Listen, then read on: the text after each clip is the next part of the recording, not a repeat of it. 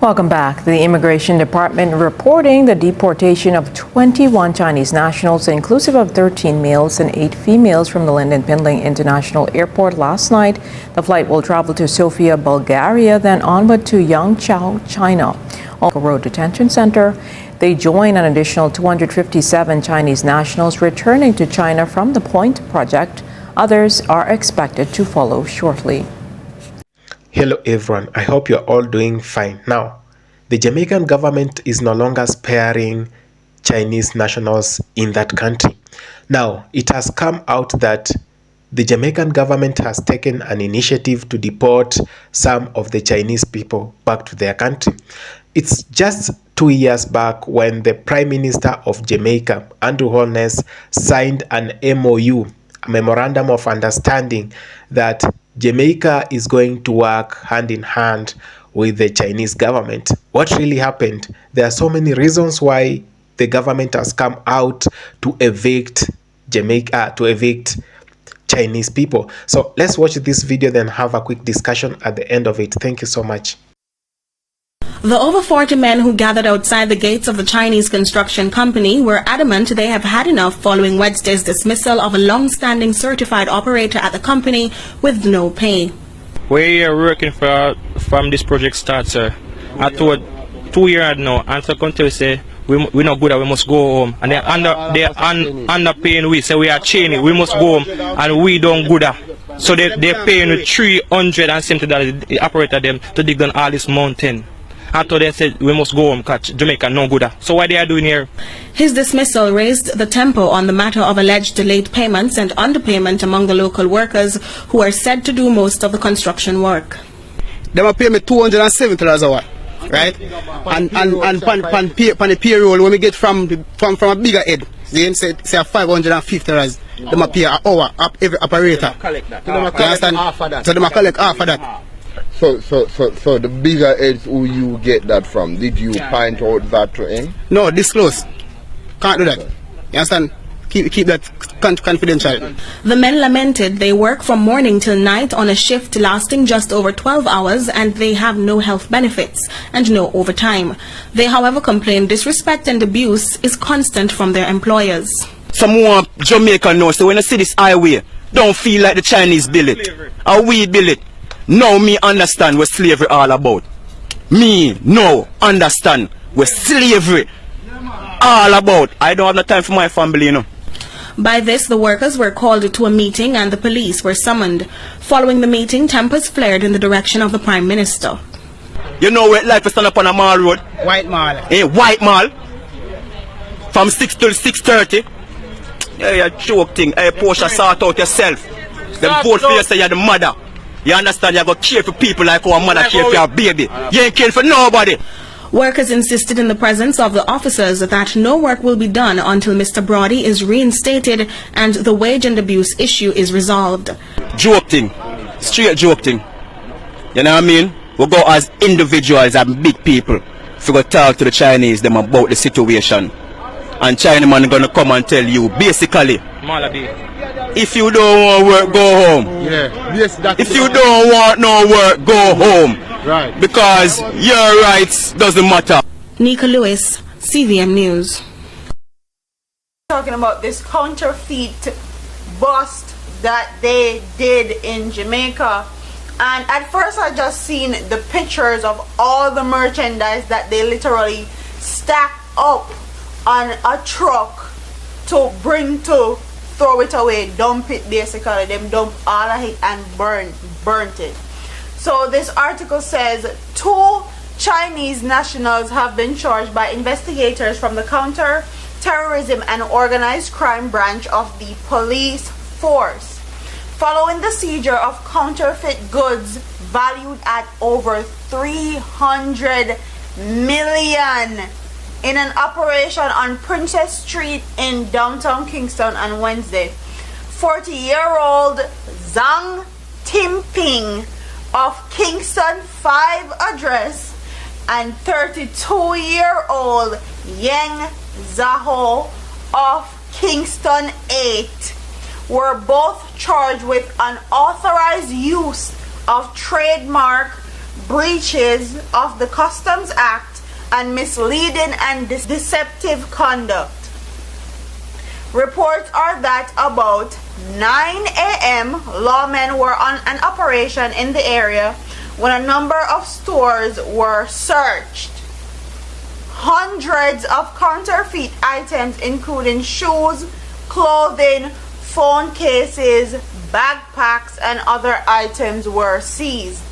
6 persons, 5 males, 1 female, were subsequently taken into custody.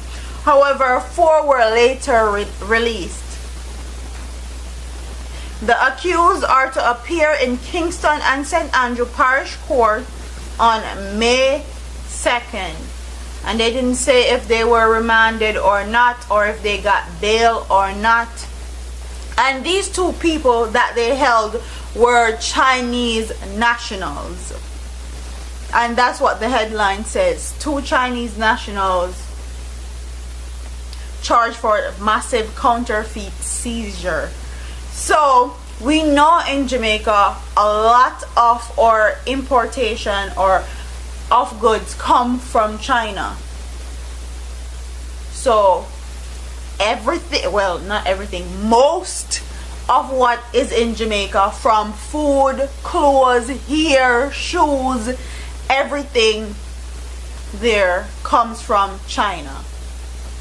The Louis Vuitton and Gucci, where everybody have on it, say them in a big brand, China it come from. So the part that struck me was they actually locked up 2 Chinese nationals. That's a first. Okay? A first.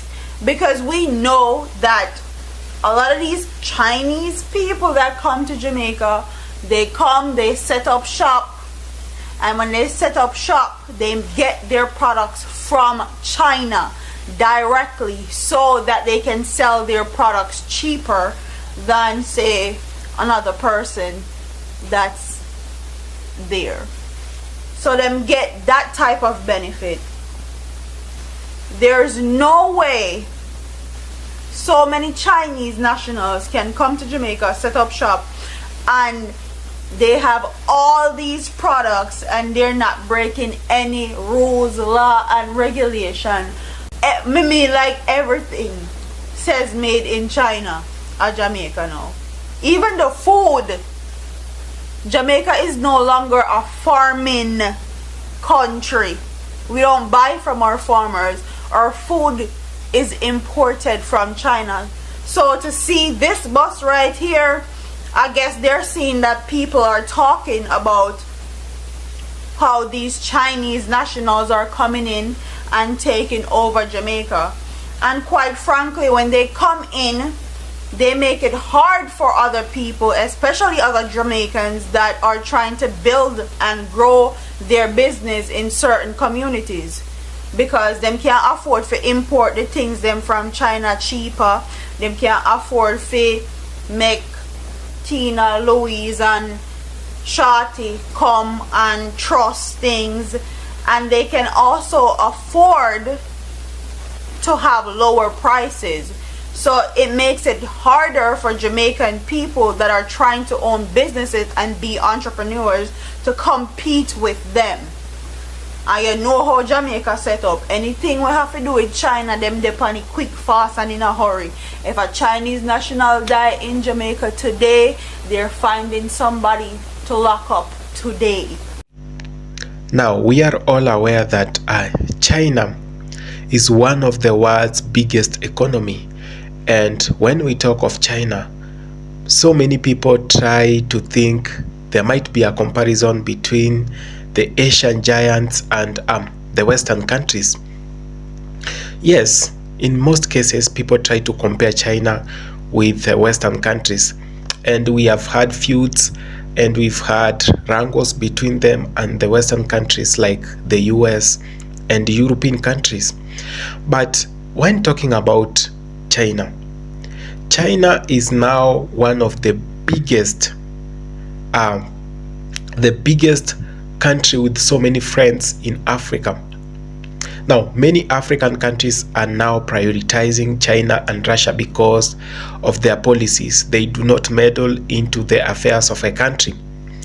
However much China might have cheap labor, cheap goods, and all these things that come from their country, they have had the part that people do not like, that part which people actually term it negative. And in most cases, we've seen governments, we've seen people, citizens of different countries in Africa, in the Caribbean, having real problems with Chinese people. Now, just to brief you on a short history about the Chinese people in Jamaica. Now, around 70% of the Chinese people who are living in Jamaica are legal citizens, rightful citizens of that country. So they have the right to be called Jamaicans and not Chinese people, because they have been in this country for the longest time, and some of them even speak Patois. And if you go to most Caribbean countries, you're going to realize that Indians are one of the dominant minor groups, and Chinese and some people from the island republic. This has been happening, and just some few years back, we saw the Prime Minister of Jamaica, Andrew Holness, trying to brief Jamaicans on why they are working, or why they have preferred Chinese nationals or Chinese government over the European governments and the Western friends. And he had given so many reasons, and some people were convinced that this is the time China and Russia actually should be given the biggest chance to invest in black countries.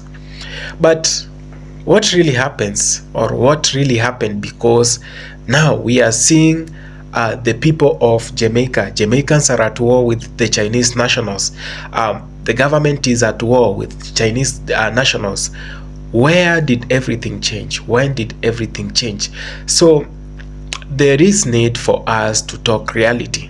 There is need to talk, we, the people of these black countries, to discuss the real problems that we face when our countries are working with this, with China or Russia. But I'll prefer to talk about China. One, I've seen a lot of people talking about China, like the Chinese people are now feeling so much entitled, just like those people who we are running away from. They are now feeling so much entitled, just like the white people were some few days or some few years back, when we used to work with them, when they used to exploit our resources in Africa and in the Caribbean. So the Chinese people are actually coming with the same energy. They're actually trying to make it like they are now our new colonial masters. Like they are in black countries, but they do not even respect the culture. They do not even at all acknowledge black presence. Now, I was going through some tenders that are being awarded by the Jamaican government to this Chinese government, and one of these tenders, it was actually supplying, like the Chinese government was to supply metal products, it was to supply vehicles, it was to supply so many other things, building materials to Jamaica. But one thing that I realized, these Chinese nationals, when given a contract in a country, they come with everybody. They come with the workers, they come with everyone, even those people who are to do welding, the welders, they come with them. So the locals have no opportunity, they have no chance to work or to get any job at a site where it's being run by a Chinese guy or a Chinese engineer or a contractor. And most people feel like, you know what, this is our country, and if we get a loan from you, it is our taxes that is going to pay the loan. So however much you are in our country, you actually should respect us. Give us some chance to work in these sites. Let us develop some skills, because someday the government gonna need us. Our people gonna need us to be doing these jobs. You won't be doing these jobs for the rest of your lives for our countries, because we also want to get and gain the experience. But in most cases, if this happens when the people are demanding, that must always end in a quarrel, because you just know how the Chinese people behave. They are now feeling so much entitled. Apart from that, it's their morality. How do they even show respect? Most Chinese people, the ones I've associated with, they lack morals, and they use vulgar language. They abuse workers, black workers, and at some moment, or at sometimes, they even fail to pay black workers because you are not in good terms. And mind you, this person does this in your country, and you can't do anything because they're protected by our own governments.